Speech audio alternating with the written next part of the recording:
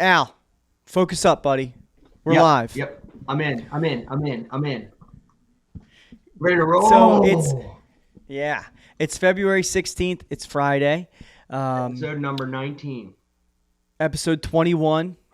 It is the day before my son's birthday. It's a very special day. Um, so we're gonna get right into it. We have a guest this week, which is exciting. Pumped about it. Very excited. Lot to be excited about, but we're gonna get into what's your rate. Hopefully, we don't bring down the vibes, bring down the energy. So, what's your rate? This week, eventful week. CPI and PPI reports came out. All right. So, Al, what's happening? The rug has been pulled out from under us. Rates were getting better, and then all of a sudden this week, the CPI report comes out and shows signs that inflation, it could be flaring back up. We're going to flare up. Yeah. Flare-ups aren't good. We don't want flare-ups. Hopefully, it's a knee-jerk reaction from the markets, and everything will settle down. But midweek this week, the bond reached its highest point since December 1st, sending rates upward, and that's not great. Yeah. Yeah, we were giddy, right? We were excited coming into the year about the potential for first quarter rate cuts, right? Everybody was excited. The T-bill started to fall in December, and we were ready to open our Christmas presents. But, not the case. We're not going to get a first quarter rate cut. And it reminds me of that old saying we've all heard for our entire lives, basically. Those who beg get no dessert before bedtime. So, Yeah. yeah, Yeah, that definitely is a popular saying, and it applies here. it does. So that but you're basically exactly right, far as I can tell.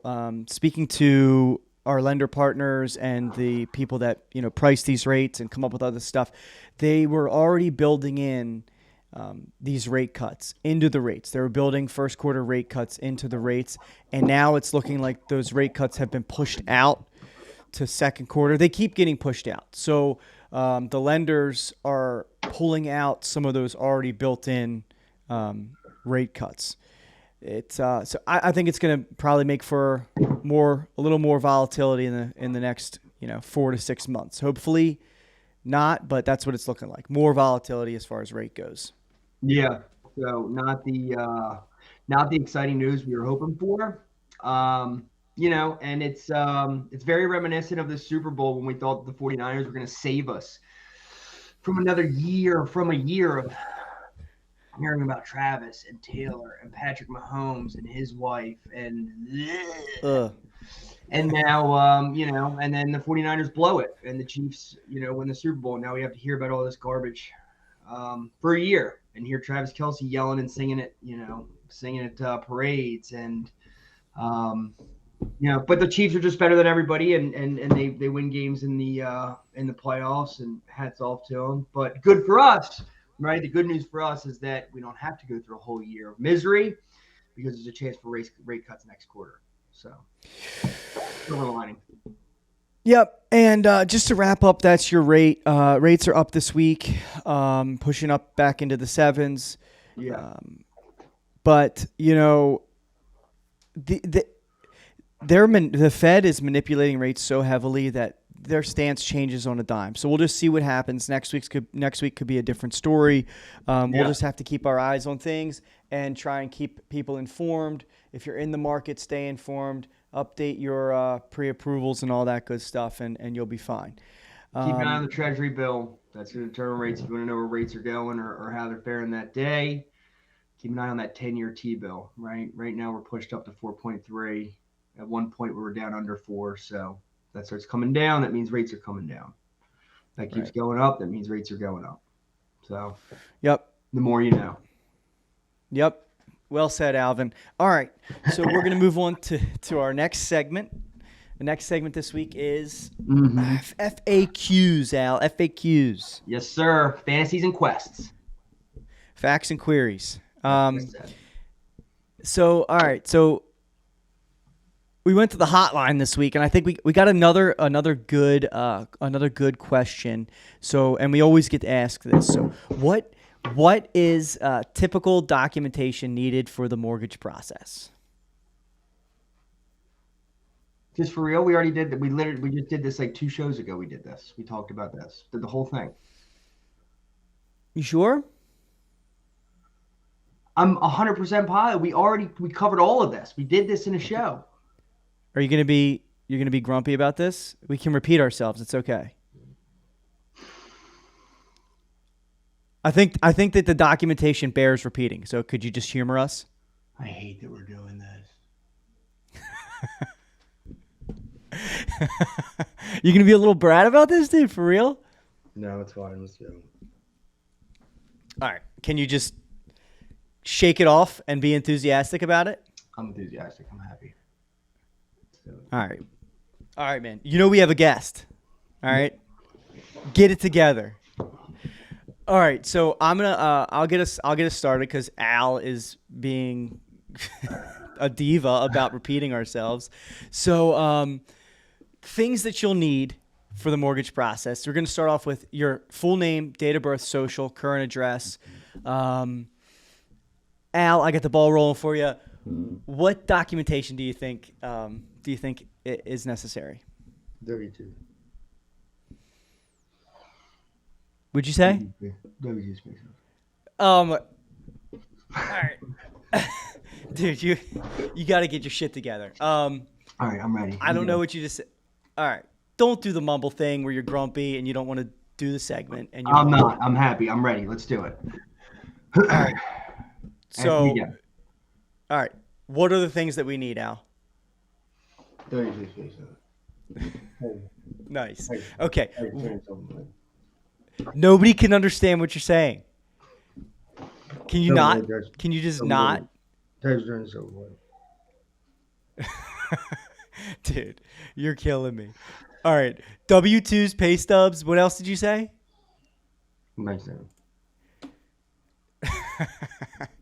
You're being a freaking brat, dude. What else? W-2s, pay stubs. Tax returns?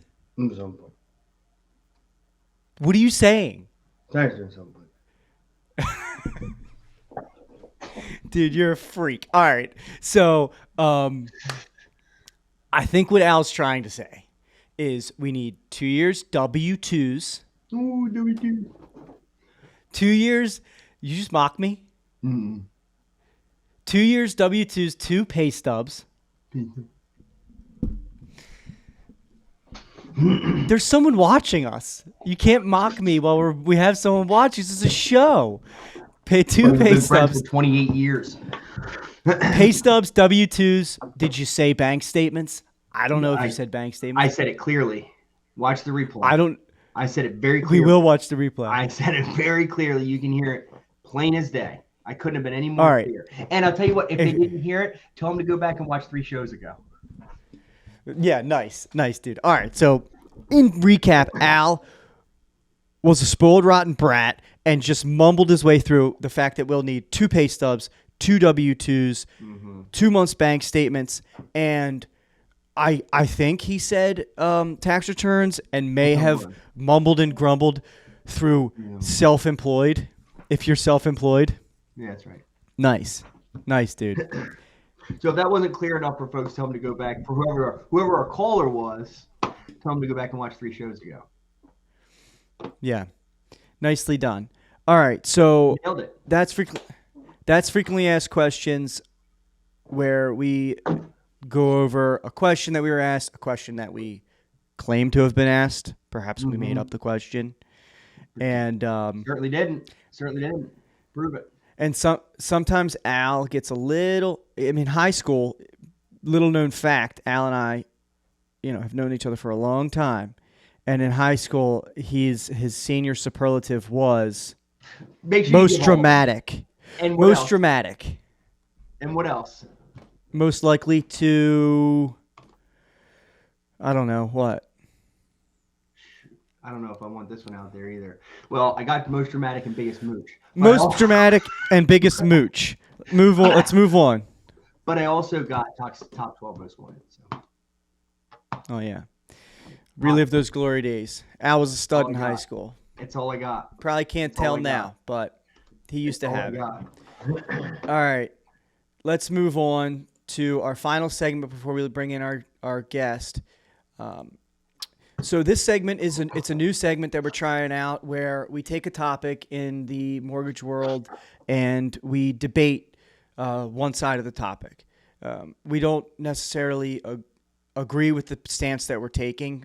Maybe in the real world we would have a different stance, but it's like a debate where Al and I are assigning a side of the argument to each other and we're defending that side just to give a different perspective on parts of the process. So this week our topic of debate is whether you should lock your interest rate in, always, early and often lock the interest rate versus the strategy of floating the interest rate. Mm-hmm. So we're going to try our best to debate that and dance around the nuances involved in lock versus float. Yeah. So just another way we're trying to present this process in our own way. So Al is going to take the stance of lock for his argument, and I'm going to take the stance of float. So Al, do you want to give your opening statement on the matter? Yeah. Lock versus float? I think it's pretty self-explanatory here. I think you put yourself in the best position as long as you're, you and your borrower or buyer, your client are in agreement that the rate works and the cost of the loan works, then there's no point to float, lock it in. So. Right. Easy enough. And I'll elaborate more as we go, but I don't want to give too much away for your counter argument. Right. So, so we try to keep it structured. So 30-second elevator pitch on floating your rate. I understand what Al is saying, but as far as floating your rate, it comes down to how risk averse someone might be and whether or not they're willing to analyze the market and make decisions based on that. Do you have... If you float your rate, you have the possibility of the cost of the rate as well as the interest rate itself being lower, and you can take advantage of that if you're floating. Yeah. So there's my opening argument. So a couple of things. I guess the main reasons as far as locking, like I said, as long as you're in agreement, right? It's less reason for number one. It's less reason for any kind of friction between you and your borrower of something if the rates do go up, right? So less reason for friction if they get, the LE, their LE before the CD comes out, revised LE that says that the rate's higher or the cost of the loan is higher because the rates went up a bit. They get the same rate, but it's costing more. Obviously, they're going to have some questions. They're going to be a little bit frustrated with you. The potential of losing the loan, right, is another big one, obviously. And we've seen it happen before. Where somebody didn't like the loan, you hear it from borrowers, right? That we're working on buying a house and the lender waited too long and rates went up, especially if you did this in like late 21, early 22, when things kind of really started to climb fast, right? And we climbed out of the twos pretty quick and hit the threes. That could have been the difference between somebody getting a house or somebody being able to afford that house comfortably. So, losing the deal, the friction with the buyer, and then also just for my own personal sanity, right? Because I'm already the process, you want to make sure it goes as smoothly as possible, and you try to do everything that you can to set yourself up for success so there are no surprises, right? Because that's one thing we hate in this industry. And I definitely don't want to create another surprise for myself that I'm constantly terrified and worried about waking myself up at 3 o'clock in the morning in a cold sweat. So. Okay, that's why. Great. Maybe you went a little over your time, but we'll allow it. I appreciate that. Thank you, moderator. All right. So I agree. Well, actually, I disagree because it's a debate. So smart guy.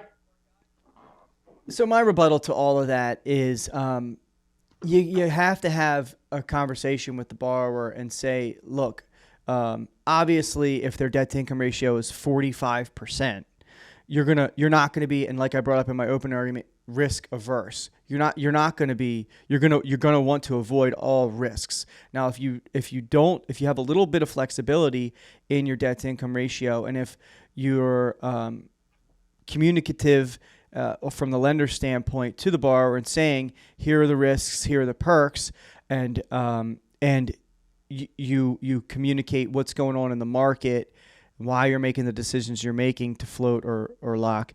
I think that it can be an easier process, and you can reap the rewards of floating. And on the sanity side for the loan officer, if you are transparent in the plan, then you don't have to lose sleep.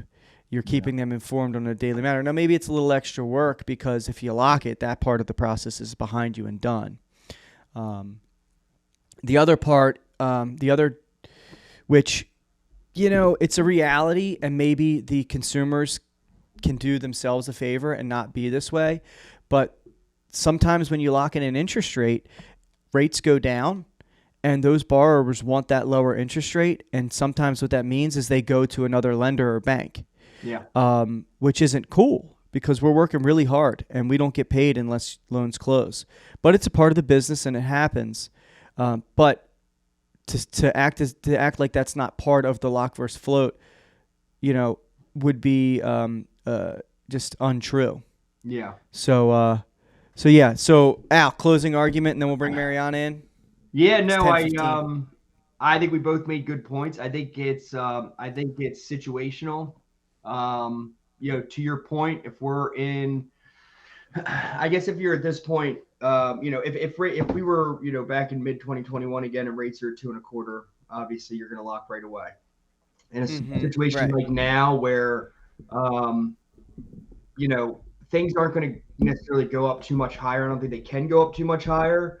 They're either going to pretty much hover around the same, maybe touch up, maybe a touch. But for the most part, we're going to see something, we're going to see them come down, you would think, in the near future. At least either stay the same or come down. So I think now is the time that if you are somebody that likes to float, this is when you're going to float.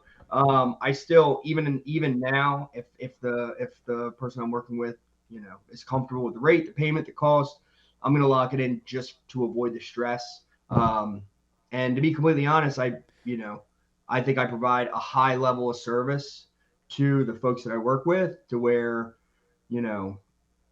I think that would honestly save a deal unless it's a pretty significant rate drop. If we're talking about like 1/8 of a point, I would think the fact that, it's a smooth process and I provide a high level of service is going to save that deal, or at least that's what I'm banking on. And if they walk, then, they run the risk of having a terrible experience. Okay, and then my last thing about lock versus float, and we'll bring you in, Mariana, and get you through so you can do your meeting. Depends when the closing date is. So if you're a 60-day contract, 90-day contract, if it's new construction, it might not behoove you or be cost effective to lock a rate in for 90, 120, 60 days. Yeah. Rates are typically priced best when you get to 15 days. So sometimes that's part of the strategy. 30, 15 days. If you're 30, 15 days out, probably good to lock. But if you're further out, it might behoove you cost-wise, because the lender's guaranteeing, essentially a rate lock is the lender guaranteeing a rate that may or may not be there at the time of closing.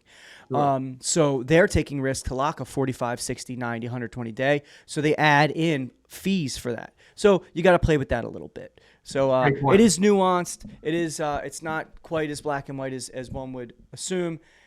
Work with somebody who knows this stuff, and you'll be A-okay. All right, we're going to bring in a very special guest. Down here in Florida, new friend, dare I say, Mariana Berry. So here she is.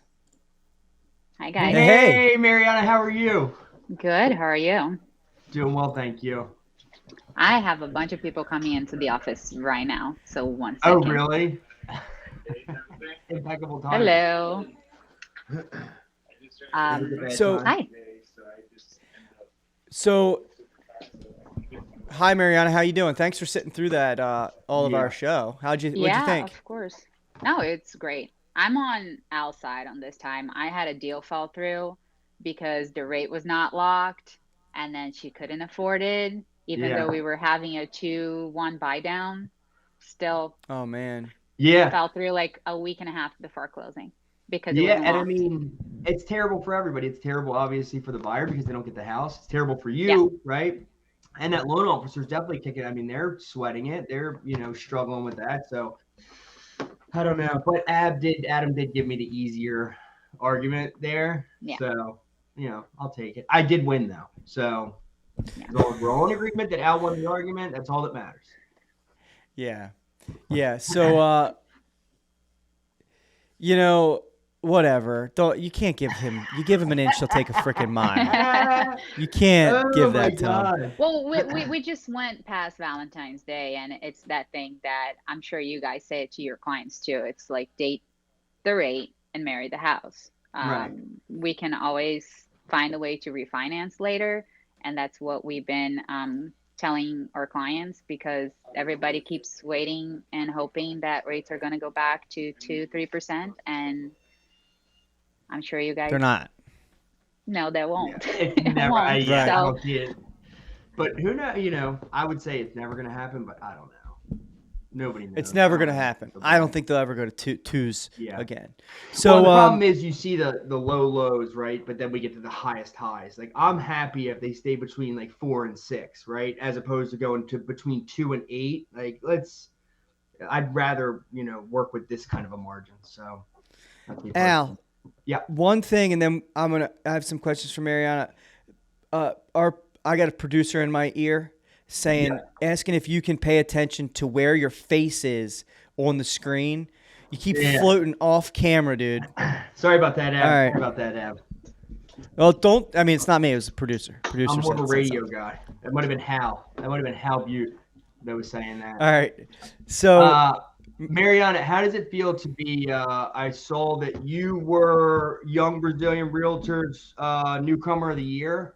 We're excited about that. How does that feel? Mm-hmm. It's a lot of pressure.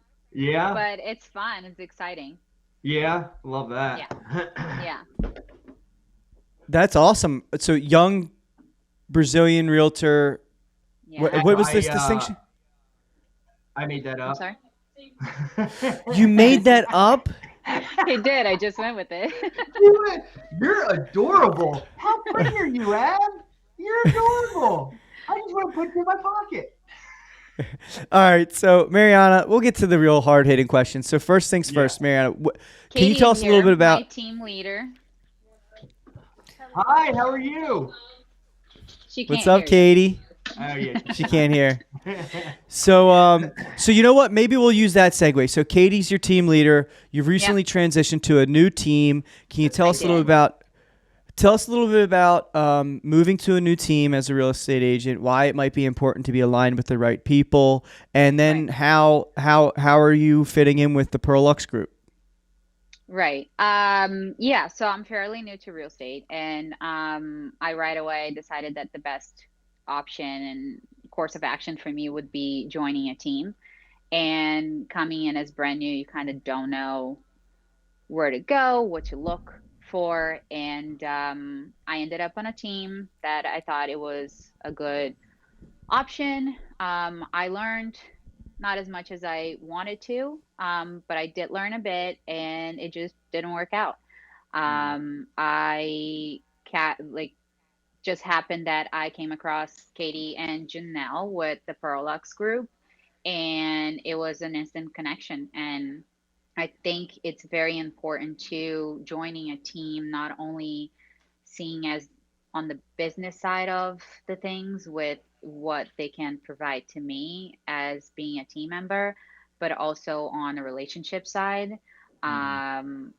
I adore everybody on my team, and we have a good relationship where we don't have any problems on helping each other, telling each other, hey, that's wrong, don't do that.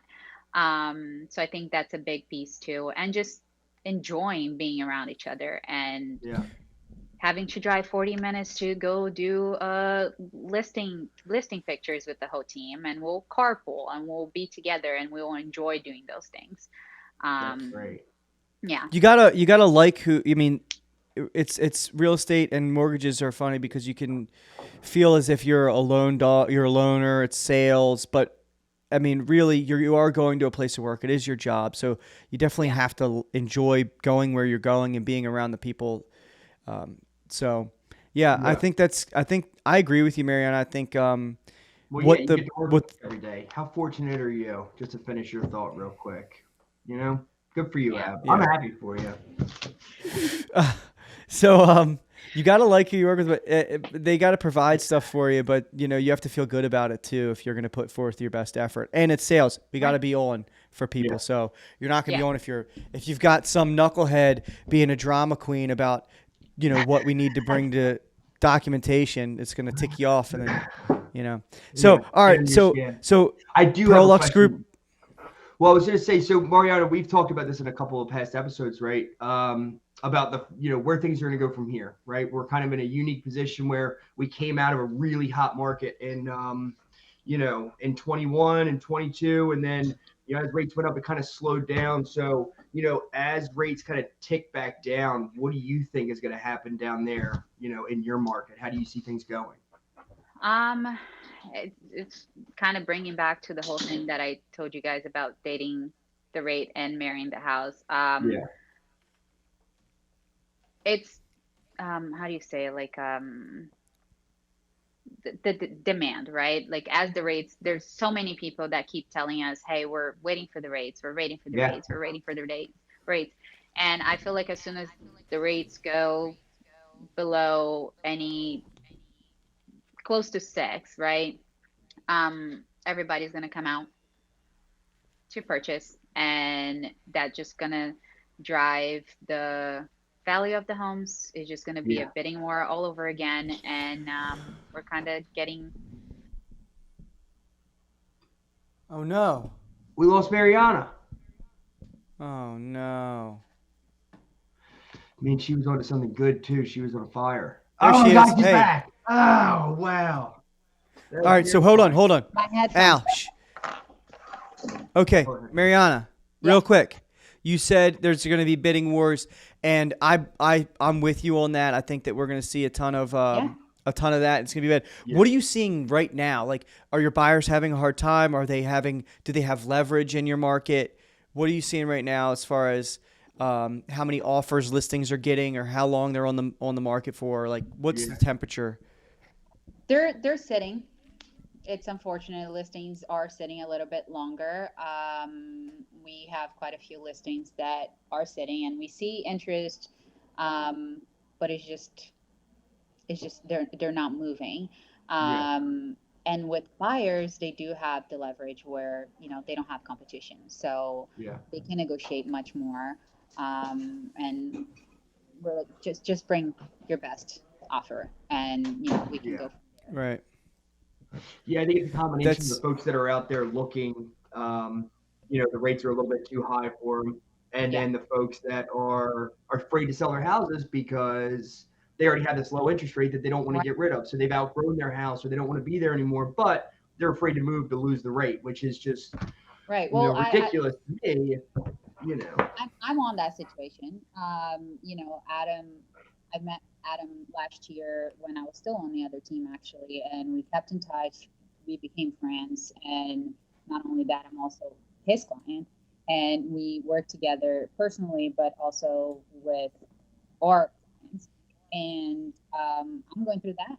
My husband and I, we closed at the end of 2021. I think our rate is around 3.2, 3.3. Yeah. And we think about maybe moving, and we're growing our family, but I want to get out of that. Yeah. Right. It's just could we rent? But then we're ended up losing money if we rent it, because or where we are, the rent's not. Absolutely. Well, yeah, rent's ridiculous everywhere, so it doesn't even, So it wouldn't cover. So it's like, but we don't want to leave with 3.5. Exactly. So that's motivating people to stay. And then, but as far as buyers having leverage, it depends. Do you value having leverage and maybe getting a really sharp price on the house and gutting the higher interest rate for 6 months? For all signs still point to inflation cooling. All signs still point to 4 to 6 rate cuts in 2024. So it's not like all hope is lost. You can still buy, get in, refinance down the line. Right. I still think that's a good move. Mariana, you have a meeting in 2 minutes, right? Yep, that's why you see all the movement coming into the office. Okay.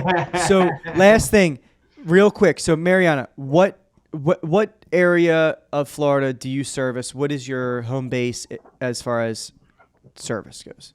I'm in Palm Beach Gardens, Jupiter area. I love it here. My husband was born and raised in this area. Clearly, I was not. I was born and raised in Brazil. I ended up here in Florida back in 2021, and I love it. I love it. Yeah. You have the best of everything. You can, there's West Palm if you need something more nightlife, and you still have the amazing beach that we have here, and it's the lifestyle for sure. Yeah. There is a lifestyle about it. So it's an active lifestyle. It's a life outside. Yeah. So what's unique about Palm Beach Gardens? Can you say anything? Because I don't know much about Palm Beach Gardens, and I don't know that many do outside of Southern Florida. So I know people may be we thinking go of to Jupiter to moving. get more stupider, but that's about all I know about Jupiter. Yeah.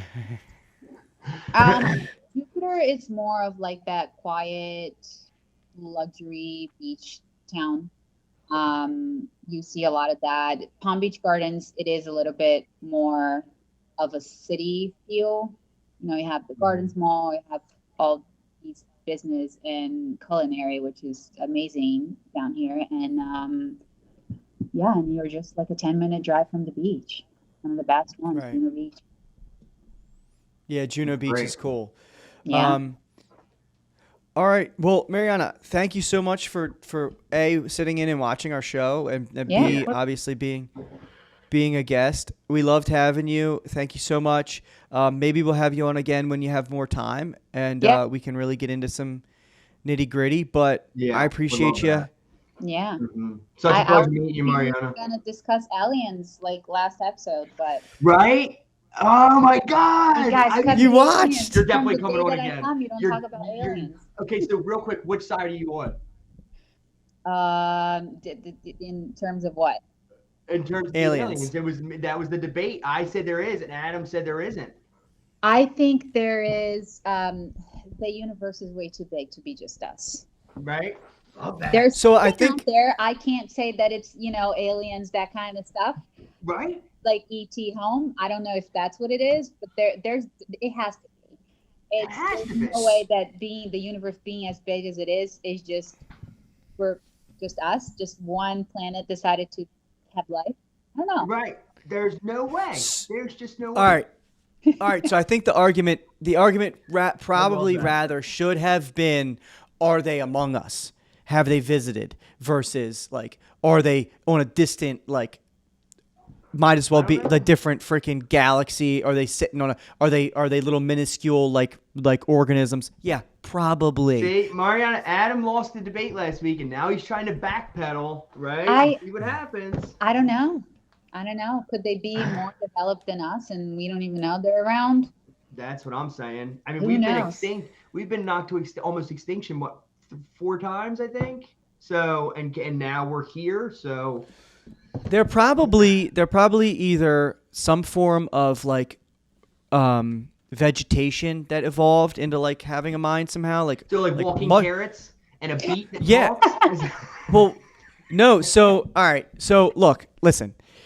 Space is a vacuum. Biological life cannot just survive in a vacuum. But Sure. Right. a mushroom, a fungus can survive. So perhaps, I mean, all possibilities, endless possibilities. Or maybe it's if something does make it here, it's a computer, it's AI, it's a robot. It's That's most likely that it was, like us. We developed AI, and then it takes off to a point, and in 2,000 years, it's visiting other solar systems, other space, other galaxies. So we could go on for hours about this one, and I'm so glad that you brought that up. But we'll have to have you back on to continue that debate. Yeah, for sure. And I know Adam is coming down to a meeting with our team soon too. So that'll Yeah. be fun. Maybe we can do something then too. Oh, cool. that's awesome. Yeah. Yep. All right. Well, Love that. Mariana, tell everybody I said hey. We'll do. I hope you enjoyed yourself and have a great weekend. And yeah, thanks a lot. Yeah, thanks for having me, guys, and I'll chat with you soon. All right. Sounds All right. good. Thanks, Mariana. Take care. Bye. See ya. Later.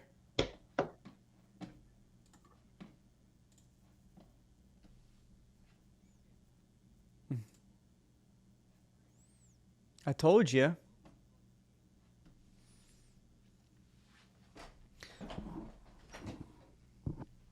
Do you see her? No. Could you? So she watched our full episode last week.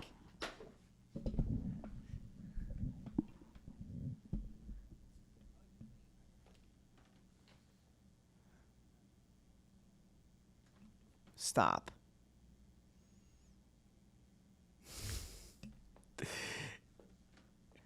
You overthink things.